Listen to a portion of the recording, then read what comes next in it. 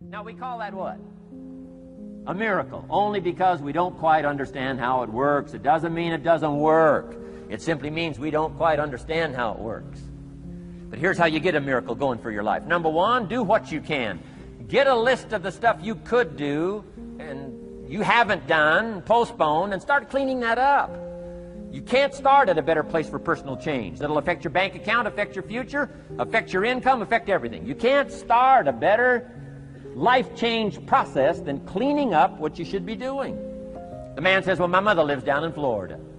Should have written her 6 months ago. I just can't seem to get that letter written. I'm asking you to get that letter written, clean that up, and don't walk like other people walk. Don't postpone like other people postpone. You say, well, is it as simple as writing a letter? And the answer is yes. Where else would you start for life change, personal change? You don't need a pink package to fall out of the sky. You don't need massive bombard pre-conscious, subconscious. Practice channeling, find a 2,000-year-old guru. I mean, you don't need any of that stuff. Pass on all that. Kids are afraid of that stuff. Too much of it, you'll be out on a limb with Shirley. I mean, don't pass on all that stuff. This stuff's too easy. This stuff's too simple. It's called take action, number one, on neglect, on errors in discipline. Number two, start setting up some disciplines. And if you'll do that, you'll perform a miracle. Now, here's the second part of the miracle. Number one is do what you can. Here's number two, do the best you can. If that's not your philosophy, I would ask you to amend it. Let me give you the best of ancient script. Here's what it says. Whatever your hands find to do, do it with all your might, do it with all your strength, and do it with all your power. What a good philosophy. That kind of philosophy will revolutionize your life if you haven't picked it up lately. Guy slips in late, company doesn't seem to mind, slips out early, first one in the parking lot, heading for happy hour. Stretches his break, comes early for lunch, late back from lunch, company doesn't seem to notice. Guy says, best as I can calculate, I'm putting in about a half a day's work and I'm collecting a full day's pay. And the guy says, I got it made. Little does he know the seeds of his own disaster are already being sown by the weakness of his own personal philosophy. It's not the economy that's going to determine your next 6 years. It's your philosophy about labor and about activity and about miracle and soil and seed and sunshine and rain and the economy and the banks and the money and the companies and the schools and what's going on. It's your philosophy and your attitude and then your ability to take action. All of that we call the process of life change, miracle working. Number one, do what you can. Number two, do the best you can. Here was number 4. Results. Results. Every once in a while, you got to take a measure, see how you're doing with these 3 pieces: philosophy, attitude, activity. Now we take a measure called results. What is the results at the end of the day, the results at the end of the week? You can't let too much time go by without checking. When time goes by, 6 years I'd been out there working when I met my teacher, Mr. Schoaf. Schoaf said, well, Mr. Rohn, let's just go through a little summary here. He said, in the last 6 years, how much money have you saved and invested? Let's go through a little tab list here. How much money have you saved and invested the last 6 years? I said, what? 0. He said, you have messed up. You remember these notes. I like that. You've messed up. He said, who sold you on that plan?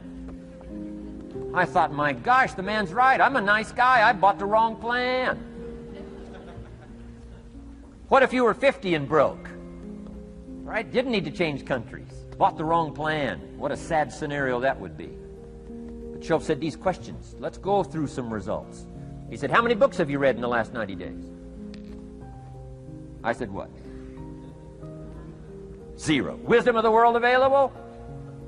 Change your life, change your future? Wisdom of the world available? Develop any skill you want, earn the kind of income you want, have all the treasures you want, equities you want, relationship with your family that you want, everything that you want available, and the wisdom of the world to help you get it. Haven't read any books in the last 90 days. My teacher said, Mr. Rohn, you have messed up. I'm telling you, you've got the deal. Shoaff said, Mr. Rohn, in the last 6 months, how many classes have you taken to improve your skills or to develop new skills? Go for the American dream. Become rich and powerful and sophisticated and healthy and influential. How many classes have you taken in the last 6 months? I said, how many? 0. He said, you have messed up. He said, you don't need to unmess the country. You don't need to straighten out the perplexed. You don't need to straighten out any of this stuff. All you've got to do is look within and let results teach you a great deal about your own activity, your own attitude, and your own philosophy. I went through that process. Take this phrase home. Results is the name of the game. What other game is there? Results. Here's all life asks us to do. Make measurable progress in reasonable time. Just take home that little phrase. Good phrase. We're asked in life simply to make measurable progress in reasonable time. We demand it of our children. How many years do you want your child to spend in 4th grade? Approximately. About 1. If it looks like they're not going to make it, we pour on the pressure, called legitimate pressure, lack of results. Peer pressure, family pressure, school pressure, community pressure. Every other kind of pressure we can bring to bear. Why? You can't stay more than 1 year in 4th grade. As parents, you'd have to leave the community. You say, well, what if they're nice kids? Wouldn't you give them 3 or 4 years? And the answer is no. You got to make better progress than that. So you got to check fairly often. Some things you got to check every day. Some things you got to check at least by the end of the week. Salesman joins this little sales company. He's supposed to make 10 calls first week. Wouldn't it be legitimate to call him in on Friday and say, John, what? How many calls? I mean, this stuff is simple. John says, well. Say, John, well won't fit in this little box here. Well. Now John starts with a story. You say, John, I made this little box so small so a story won't fit. I don't need a story. I need what? A number. A number. What will a number tell me? Everything. John's supposed to make 10 calls. What if he made 20? You say, wow. Wow. We got somebody. What if he only made 1 call? Whoa. Will that tell us something about John's philosophy? And the answer is yes. Will it tell us something about his attitude? Of course. Will it tell us something about his disciplines? Of course. And if he wants a lesson in life change, all he has to do is be willing to face the numbers and come up with the results that will teach you to either celebrate if you got good results or fix whatever needs to be fixed in your philosophy, attitude, activity called disciplines. You don't need to go anywhere else. I do believe in affirmations. They are valuable as long as you affirm the truth. Because it says in ancient scripts, the truth, what?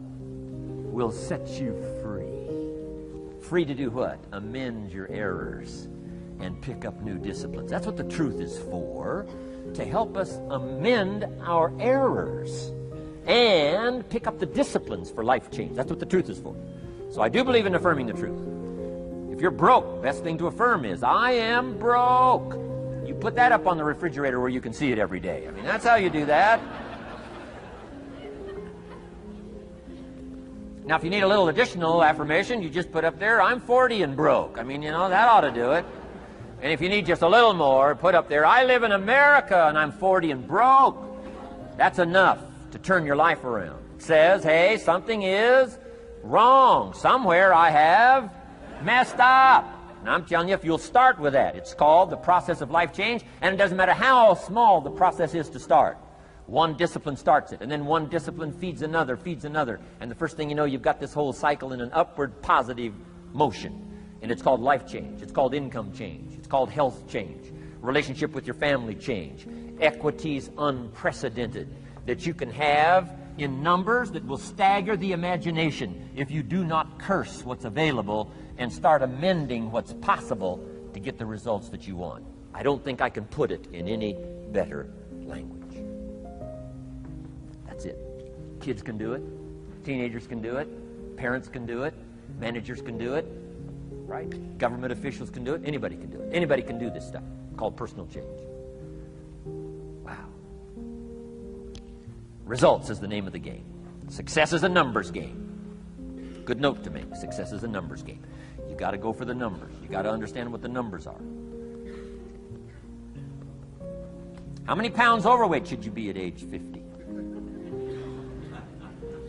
Approximately.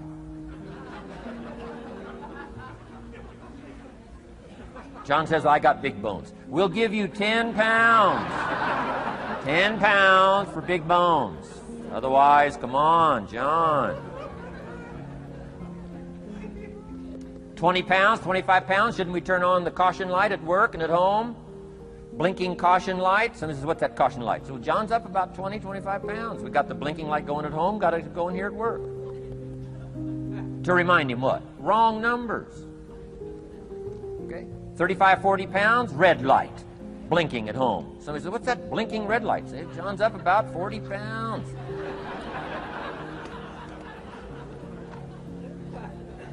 $50 pounds. We got the siren.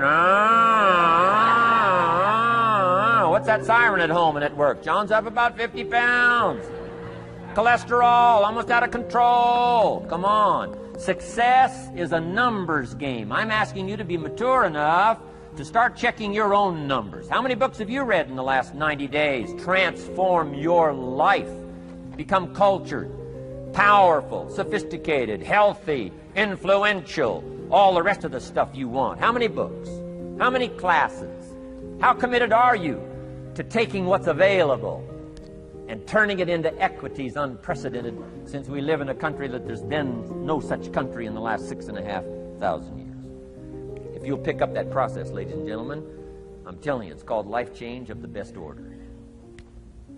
Now here's the last one. Number 5 is called lifestyle. Lifestyle is simply learning how to live well. The last of the 5 major pieces. Here's the ultimate challenge of life. I've worked on this, you cannot believe how hard, since age 25. And that is, after applying better philosophy, attitude, and activity, and picking now up results. What are results for? Here's my ultimate challenge on results. To fashion, good word to jot down, fashion for yourself lifestyle, or what we call the good life. That's the ultimate challenge. To take your results, take your money, take your results, take the return, take the equities you've gathered, and now fashion for yourself a good life, like weaving a tapestry. And Mr. Schoaf gave me all kinds of examples on lifestyle. He gave me 2 phrases that helped change my life. In case you have to leave early, let me give you these 2 phrases. It'll be worth the price of coming and being here today. Just take these 2 phrases home, in case you have to leave early. Here's number 1. Schoaf said, Mr. Rohn, if you wish to be wealthy, study wealth.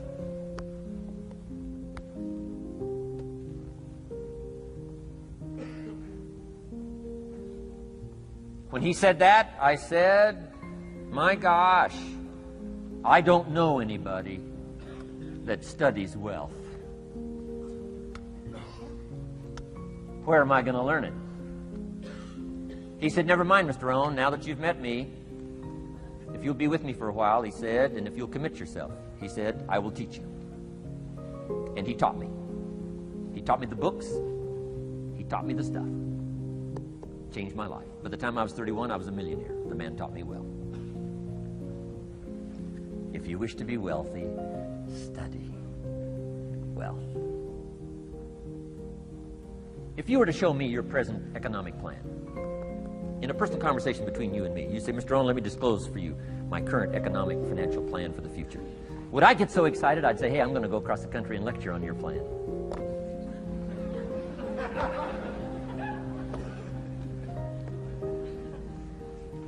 And if the answer is no, Mr. Rohn, you probably wouldn't want to go across the country and lecture on my plan. Here's my question to you.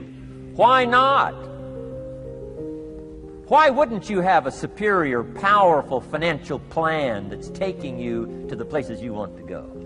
I'm asking you, if you find yourself caught like I was at age 25, make the personal commitment today and say, I'm going to study and I'm going to change. And 5 years from now, nobody's going to be able to say, how come you don't have a superior plan living in a superior country with superior opportunity?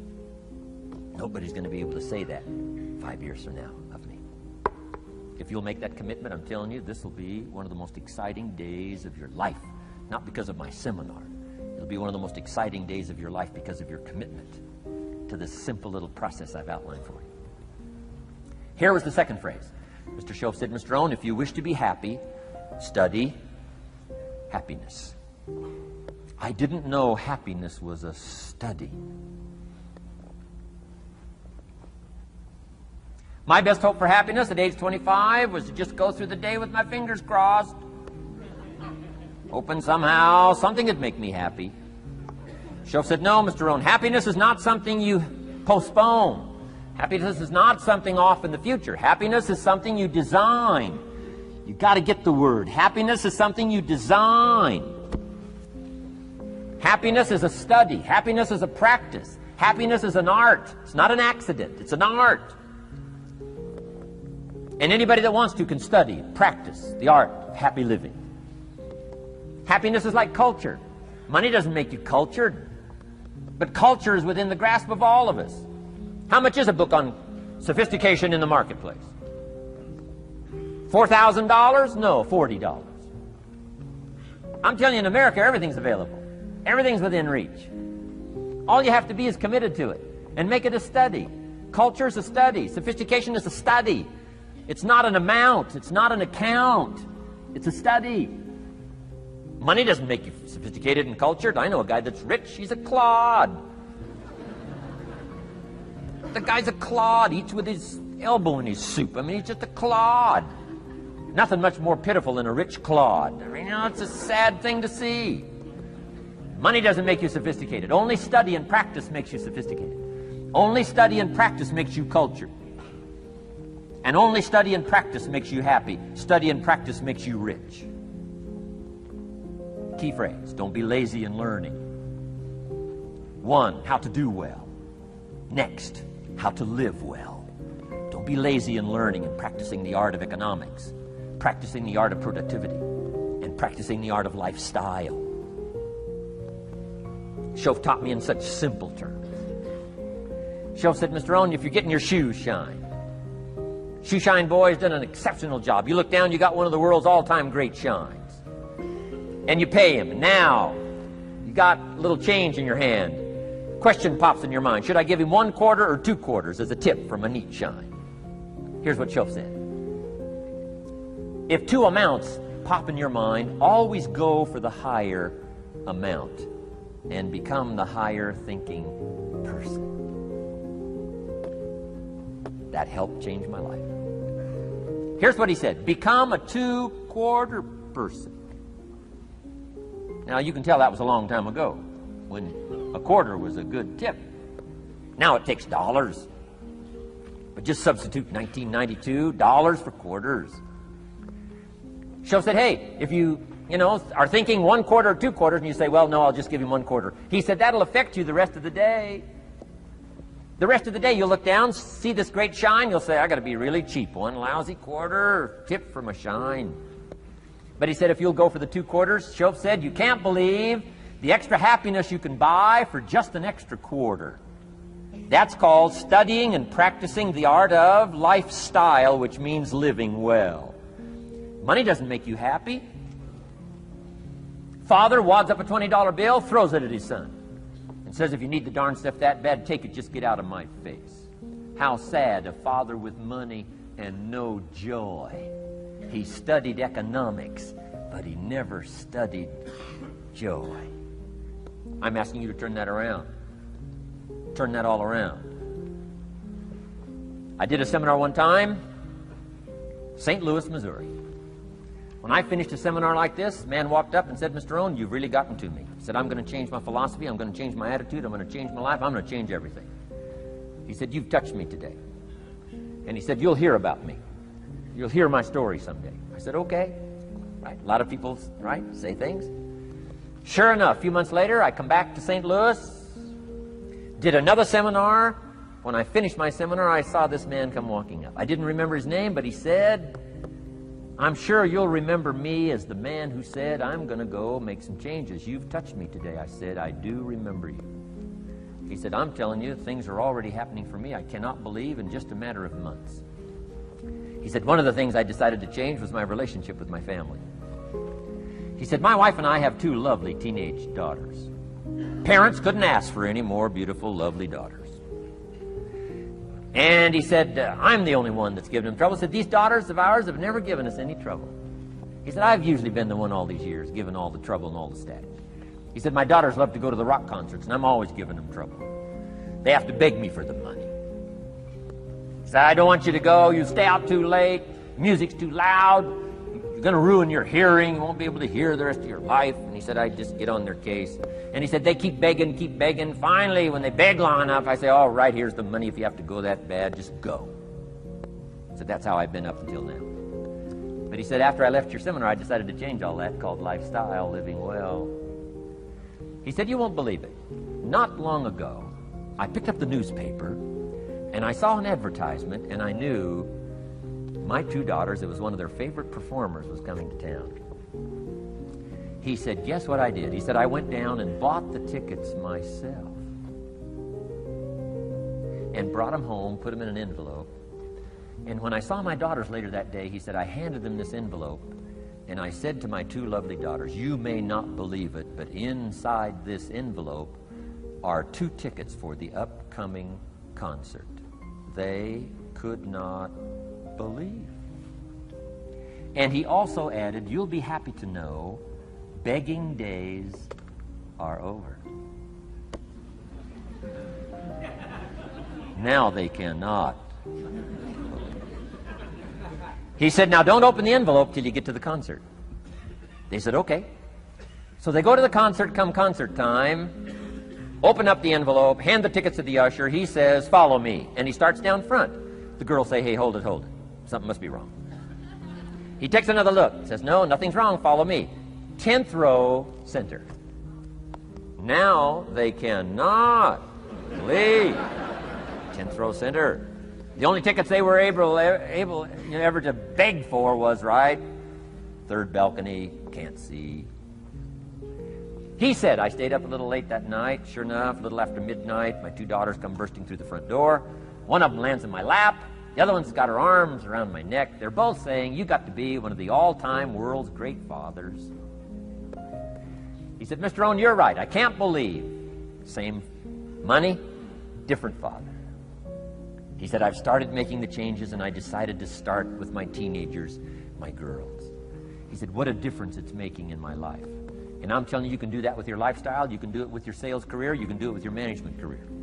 You can do it with any part of your life. If you're looking for equities unmatched, do not curse the only thing you have. Don't complain about the only thing you have, which is seed and soil, sunshine, rain, miracle, and seasons. But start changing and processing and evaluating things like we're covering today, and this process of change will take off for you. You will not believe what can happen in such a short period. Next subject, personal development.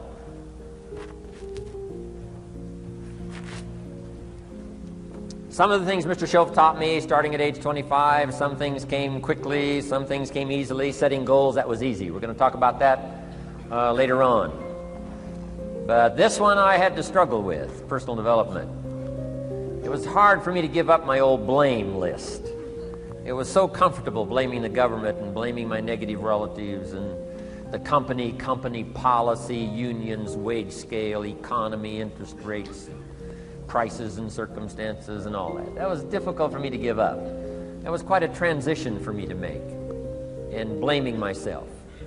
But Mr. Shoaff started out with something very, very important. Let me give that to you.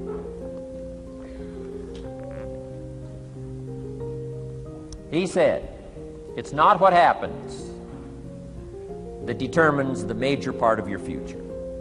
It's not what happens. What happens, happens to us all. He said the key is what you do about it. It's not what happens, it's what you do about it. And he said, if you will start that process of change, do something different the next 90 days than you did the last 90 days, like picking up the books to read. Do something different, like the new health disciplines, relationship with your family, whatever it is, doesn't matter how small it is. If you'll start doing different things with the same circumstances, since we cannot change the circumstances, but we can change ourselves. We can change what we do. And then he gave me another secret to success when he said, what you have at the moment, Mr. Rohn, you've attracted by the person you've become. What you have at the moment, you've attracted by the person you've become. Few little simple principles here. Once you understand these, it starts to explain so much. Now, sometimes it's a little tough to take, blaming yourself instead of the marketplace, taking responsibility instead of putting it off on someone else. That transition sometimes is a challenging mission. And this one was a little tough for me. He said, Mr.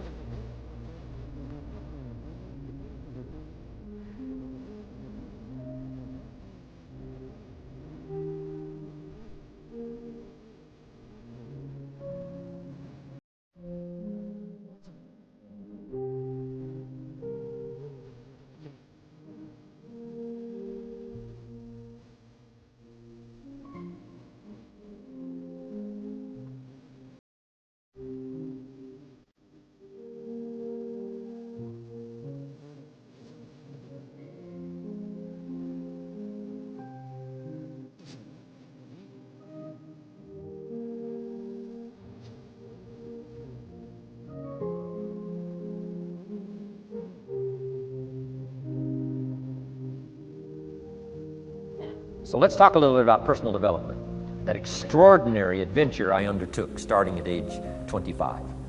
And I've never ceased that adventure. I'm still going for it. In the 90s, I want to get better and better.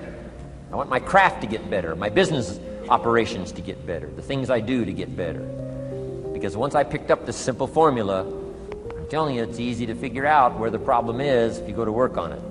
Now, let's talk about personal development. And in helping kids understand personal development, I always start with money. Now, money's not the only place to start. Money certainly isn't the only value, but we've all got to start somewhere, and money's something you can count, right? Kids are interested in money, okay? A lot of things are a little tougher to measure, but economics is pretty easy, right? Because you can count. Okay, somebody says, how are you doing? You say, I don't know. Let's count. Now, this is not the only count. I understand that. There's a lot of other things to count. But to see if there may be some errors in your judgment and lack of disciplines in your life, we might as well start with money, because it's so easy to count. So let's just start there and see whether or not maybe we have